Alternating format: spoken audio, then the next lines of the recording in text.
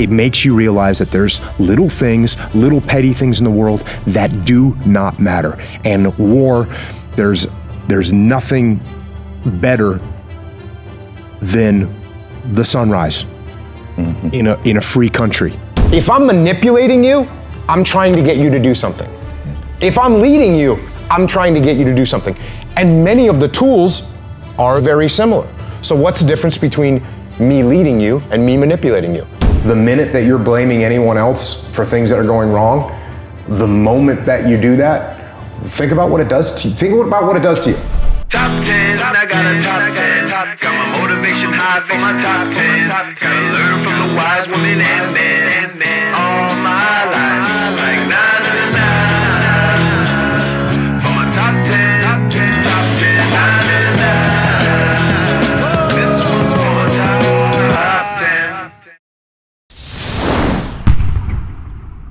Need motivation? Watch Top 10 with Believe Nation. Hey, it's Carmichael, and this channel was created to help you overcome the #1 challenge that is holding you back, a lack of belief in yourself. You watch these videos because you know there's something more inside you too. You have Michael Jordan level talent at something. So get ready to change your perspective, take extreme ownership, and have discipline with Jocko Willink and my take on his top 10 rules of success to give you the confidence, motivation, and belief that you need. Enjoy. Okay, let's kick it off with rule number 1. Don't miss out on opportunities. For what I'm insecure about, for what I worry about, is I worry about missing out on opportunities that I have because I got friends that will never get the chance to execute on opportunities because they didn't come home. And so for me to squander any moment, any second of my life, my life is a gift, your life is a gift. I know that for a fact. And for me to squander that is something that definitely haunts me. It haunts me every day, and I won't let it happen. Rule number 2, change your perspective. There's no other thing that will make you as completely crystalline focused on anything other than war. There's bad guys that you are trying to kill and they are trying to kill you. You can't get any more focused than that right there. When I had this conversation, and I have also said, that the best times of my life, hands down, the best time of my life up to this point was being the Task Unit Commander in the Battle of Ramadi, without question. The worst times of my life also were being the Task Unit Commander in the Battle of Ramadi. By the way, thank you. It was an honor. It was an honor to serve. The thing that I came away with, and where I ended up in this conversation with this interview that I was doing, was I asked him, I said, have you ever known anyone that's had cancer, and bad cancer, and they survived it? And of course he said yes. And I said, what do those people say about cancer? Oftentimes, they say, I'm glad I had it. It taught me. I wouldn't go through it again, and I wouldn't wish it on people. I wouldn't go through it again. I wouldn't wish it on anyone, but I'm glad I went through it. And that's the same with war. Why is that? Because it puts things in perspective. It makes you realize that there's little things, little petty things in the world that do not matter. And war, there's nothing better than the sunrise in a free country, or walking down the street, walking your daughter to school. It doesn't get any better than that. And when you've been to war and you see the sacrifices that were made, and you see how so much of the rest of the world lives, they don't have that opportunity to be able to walk down the street with your little girl and take her to school. It puts things in such stark perspective. You realize how lucky we are to be here, how lucky we are to be in this country. And you also realize that it is a sin. It is a sin to squander these opportunities that we have.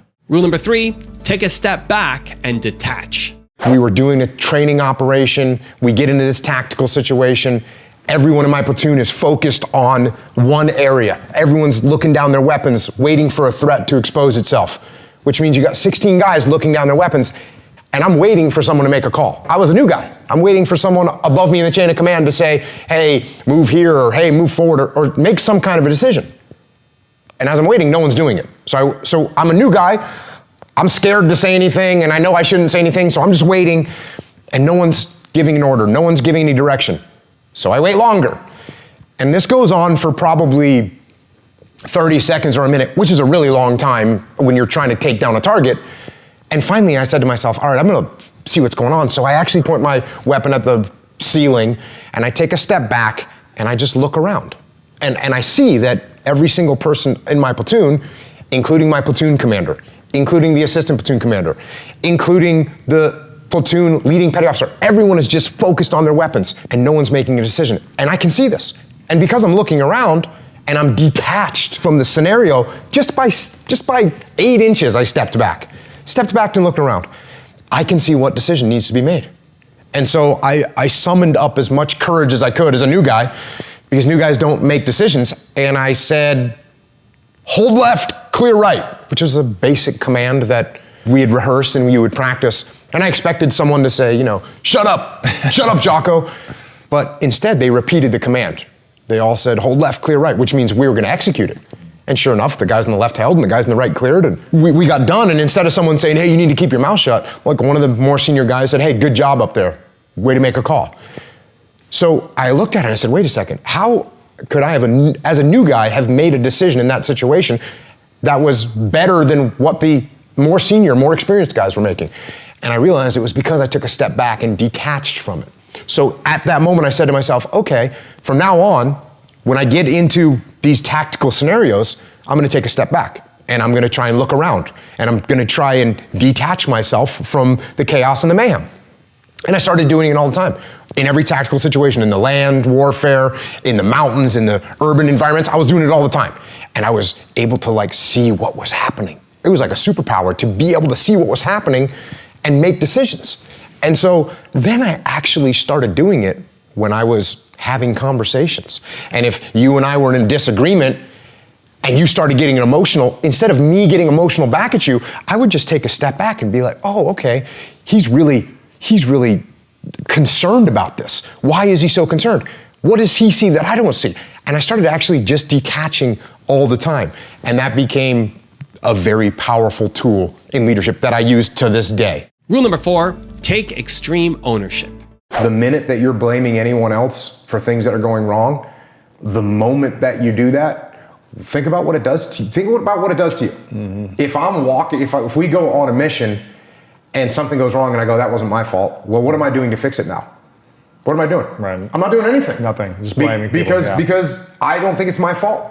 So I'm not going to change anything. Well, then we'll make that same mistake again, and then I'll say that wasn't my fault, and we'll never make any progress. Whereas if I say, hey, this was my fault, here's what I'm going to do to fix it, then we fix the problem. And by the way, when I point my finger at you and I say, hey, this was your fault, what's your reaction to that? Defensiveness. Yeah, you're going to get defensive. Yeah, of course. And then what are you going to do? No, it wasn't. I'm blaming this person, that person. They dropped the ball here. Jimmy did that, Johnny did this. Yeah. And what are they all going to do? Pointing back to you. So now what do we end up with? We end up with no solutions. No one taking ownership of any of the problems. The problems never get solved. We never progress. Also, if you want to have more confidence and self-love, check out my 254 series. They're free. The links to join are in the description below. People want to know how to stop the laziness and they want to know how to stop the procrastination. And I looked at him and I said, I'm not a brand. I'm a person. Self-discipline comes from the self. It comes from you. Rule number 5, be willing to sacrifice.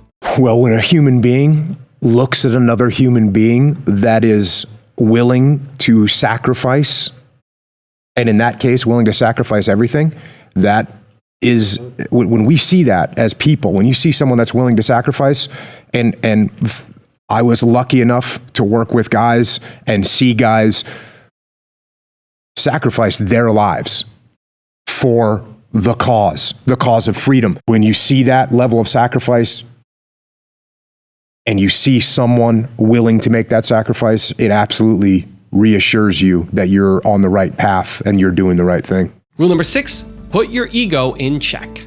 Ego drives you. Absolutely. It makes you want to win. It makes you want to perform well. It makes you proud of your achievements. It makes you want to be number one. And those are all good things. And I fully have those myself. I mean, my ego will keep me up at night trying to win at some ridiculously meaningless thing in the world. Especially when I was younger. It was kind of stupid. But the ego can also get you in trouble really, really quickly. For instance, I mean, your ego can make you sabotage your coworker that's on the same team as you so that you can outshine them, right? That's ego. You can vote down a plan, a better plan, because that plan isn't yours. That's your ego. You can chase some material items, something that you don't really need. Maybe in some cases it might even be something that you don't actually even want. And it's just fueling your ego, which is a really bizarre thing to see. It can make you step on your subordinates, right? It can make you undercut your peers because that ego flares up. Your ego can make you dig in on some stupid ideas that you've had. Those are the kind of things that ego do, and all those things are negative. So that's pretty clear to me where ego starts going sideways. And I would say, even though like my ego always fueled me to want to win, but I never was that out of control where I was like screwing people over because I wanted to win. No, I wouldn't do that. That wasn't part of my personality. I'm not that. Plus, I was never really naturally good at much. So it wasn't like I was going to win. The only way I could beat people and things was by outworking them. Yeah. Other than that, it would be hard for me. Rule number 7, be vocal about your intents. The guy says to me, hey, we failed this project. And I said, oh, well, why did we fail that project? Oh, because of Bill, the frontline manager. Oh, okay, who's in charge of Bill? It's Mike. Oh, okay, who's in charge of Mike? Fred. Who's in charge of Fred? The leader, the CEO. Yeah. I am. Yeah, that's right. You're in charge of Fred. So that means you need to make sure that your intent is felt all the way down through the chain of command. How do we do that? That's leadership. This is why I have a consulting business, because this is what you have to do. Yeah. Because the larger a company gets, look, when I'm in charge of 8 people, it's easier. Everybody knows what I'm thinking. I see them every day. I can sit in one room and talk to them all face to face. On the battlefield, you're in charge of a fire team. A fire team has 4 or 5 people in it. Even in combat, you can control 4 or 5 people. 8 people, you actually can't control anymore. In a firefight, you can't control 8 people. That's why the Army, the Marine Corps, around the whole world, it's like 4 or 5 people in a fire team. That's what the base unit is. Wow. In the corporate world, you can handle a little bit more than that because there's no explosions happening, there's no gunfire. Yeah. So you can control 8 people, 10 people, something like that. That's kind of what the normal corporate structure breaks out as. But the bigger you get, the more you have to rely on those subordinate leaders to spread the word, to understand what the mission is, to understand what the end state is, to understand why they're doing what they're doing. That's what you have to do as a leader. Rule number 8, choose leadership over manipulation. Manipulation obviously has a bad connotation.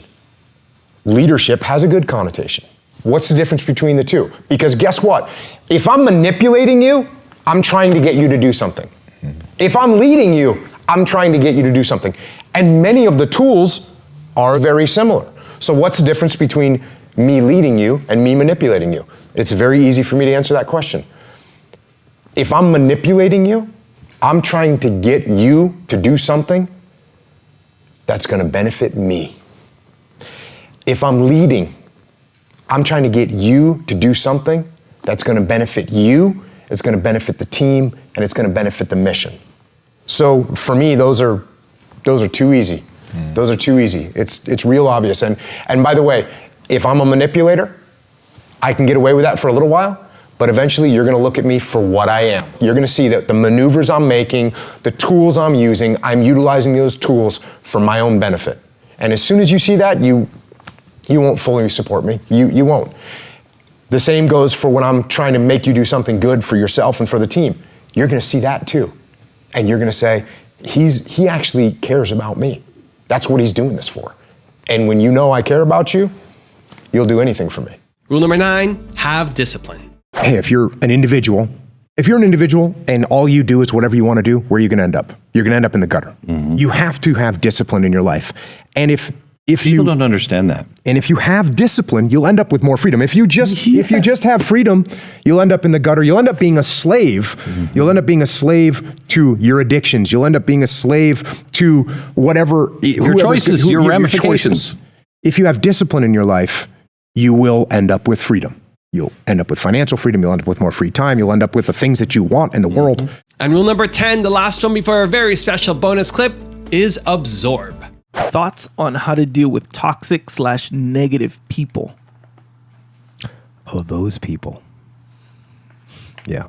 So, first of all, it's important to recognize that those people exist everywhere. And everybody's got to deal with me. If you run into one of these people, don't get all surprised as if they're a lone ranger out there being negative. No, there's negative rangers all over the place. So, you got to know how to deal with them. And it's so when you're dealing with someone like that, first of all, confronting them, of course, as you can probably predict, is not usually the best option, because all you're doing is you're attacking their heavily defended position, which is not good. So one of the techniques that I use when dealing with these kind of people is I absorb their critiques. I absorb their toxicity. I absorb their negativity. Now, obviously, this takes a little bit of strength, right? You can't be taking stuff personally. You have to, in order to learn how to absorb things, you got to say, okay, I'm just doing this for the team, right? Mm-hmm. But it looks like, for instance, when they say, oh, this is horrible, I don't say, no, it's not horrible. I don't just go right back at them. I say, yeah, you know what? We definitely got some room for improvement, right? So I kind of just deflected it and I kind of just absorb it, right? Mm-hmm. Absorb it a little bit. Because what they want to do is they're lashing out, right? They're throwing the negativity. They like those explosions. They like to see it hit something and blow up. That's what they're doing. That's how they roll. So you're going to absorb, you're going to catch it, pull it in, right? So when they're like, oh, we can never do this, I don't say, we can absolutely do this. No, because you're going to create the explosion that they're looking for. Instead, I'm saying, you know what? We might not be able to do it, but I'm going to give it a good solid try. Now I've got a special bonus clip from Jocko on how to build your relationships that I think you're going to enjoy. But before that, it's time for the 3-point landing questions. Let's go from just watching a video to taking action. Here we go. Question number 1, where do you need to have more discipline? Number 2, where do you need to take extreme ownership? And number 3, what's the perspective change that you need to make? And if you made it this far in a video and you commit that you're gonna take action, we don't just watch videos here, we do something, give me a hashtag believe down in the comments below, because I want to celebrate you. When I say that relationships are the most important thing in getting things done, when I look back at my career in the Navy and the SEAL teams, just about every single thing that I ever did was through relationships. So the amount of times that I looked at one of my subordinates and said, no, you will do what I'm saying because I'm in charge, I don't think I actually honestly ever said that one single time. I think it was always, hey, this is what we got to get done. How do you think we should do it? Do you think this is smart? And it was all based on relationships and up the chain of command too. There was never a time that one of my bosses said, hey, Jocko, shut up and you do what I told you to do. There was never a time that one of my bosses said that to me. There was, if I had a question, if I pushed back, they gave me legitimate answers. If they didn't have good answers, then they would modulate or change what it is that they were telling me to do. So this idea of having relationships up and down the chain of command, and there's a word that people bring up a lot, and I think they're pretty interchangeable, and it's relationships and trust, right? Trust is built on relationships. Relationships are built on trust. If you don't trust me, we don't really have a relationship. Right. The more deeply you trust me, the better relationship we have. So how do I build trust with you? So if you're above me in the chain of command, Well, this is one of those answers that's so obvious, it's crazy, but people actually fail to do this, which is, if you ask me to do something as my boss, I do it, and I do it well, and I do it consistently, and I go above and beyond what you ask. And if you want me to deliver this project by this date, I deliver it earlier, and I deliver it to the best of my ability, above and beyond what you expected. And you say, oh wow, when I ask Jocko to do something, he actually does it. And that's where it starts. It starts with that right there, with me performing, me offering advice, me taking what you asked me to do and doing it. That's the number one thing. If we flip those roles, and now I'm in charge of you, how do I build trust with you? Well, what I do is I give you a project. And instead of me giving you a project and then saying, hey, here's how I want you to do this, and here's how I want you to do the next part, instead I say, hey, here's a project, let me know how you want to do it.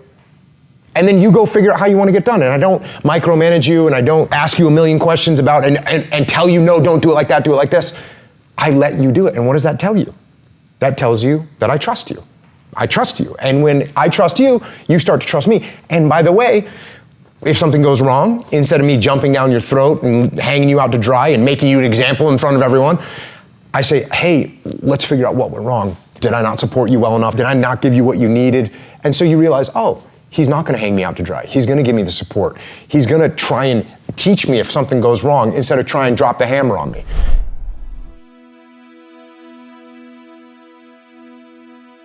If you want 10 more rules from Jocko Willink, check out the video right there next to me. I think you'll enjoy it. Continue to believe, and I'll see you there. People ask me all the time, no, I lack discipline. How can I get discipline in my life? And no one wants to hear this answer. No one wants to hear it. The goals have to align.